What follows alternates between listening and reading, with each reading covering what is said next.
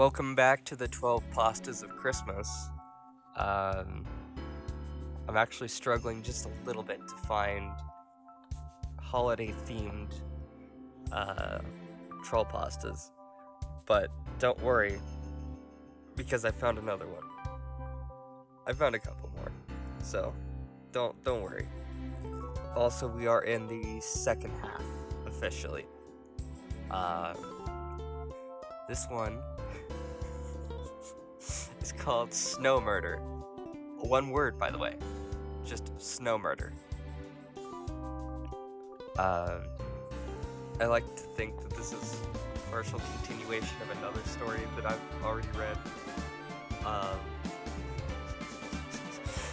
You'll see what I mean in a minute. For me, this is like a continuation of another one that I did. So, without further ado, let's get into this, shall we? A woman sat in her chair and was about to have a nice cup of tea under her lamp. Things have been hard for her lately, and she just wanted to relax and calm herself with some tea. I too enjoy some tea. I like tea, it's pretty good. As she was about to take a drink, the Christmas tree's lights had suddenly went out. That's funny, she said to herself after seeing the lights go out. Is this written by a first grader? The cord was pulled out and she went to go put it back into place, but as she did, the cord had swiftly pulled back and she backed up in fear, then bumped into something. She had felt what was behind her. It was cold and wet. I skimmed over it. I don't read these through. I just skim over it to make sure there's no F-bombs, because I don't like the idea of using F-bombs in the channel. I don't know. I hope that doesn't bother anybody. She stood there and looked at her hand. It had snow on it.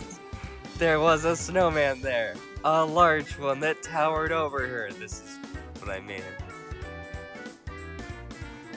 The snowman reached his arm to grab the Christmas light and started to strangle her.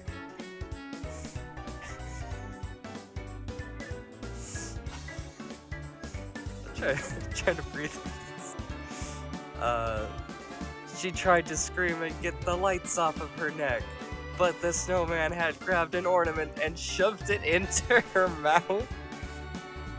The snowman had then grabbed her head and slammed it into a box of glass ornaments. It just made me think of Home Alone when Marv sneaks in through the window and he like jumps onto the floor from the window and lands like feet first onto like glass ornaments. That scene has never made me laugh, even as a small child. It hurts to watch because it's like stepping on Legos, but they break into smaller Legos. And that, my friends, is a fate worse than death. Thankfully, our brave protagonist here, if we can even call her that, won't have to deal with that. Because she's gonna die in like 2 sentences.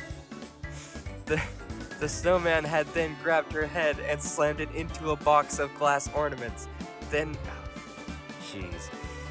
raised it up, having bits of glass stuck in her face. See, this is why I don't like glass. I don't like shattered glass. She screamed with the ornament in her mouth. Then the snowman had forced her head down again, getting more glass stuck in her face. That sounds awful. Her face was in pain as the snowman had pushed her onto the tree, grabbed the star on the top, and stabbed her in the head with it. Okay. At least she's not gonna be in pain anymore, right? Making a wicked grin and growled like an animal as he finished her. It's Frosty!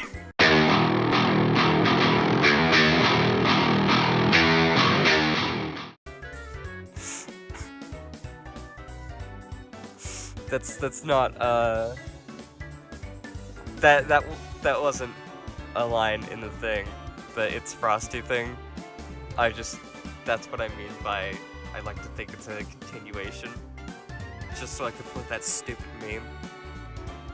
But yeah, it's kind of a short video. That was Snowmurder.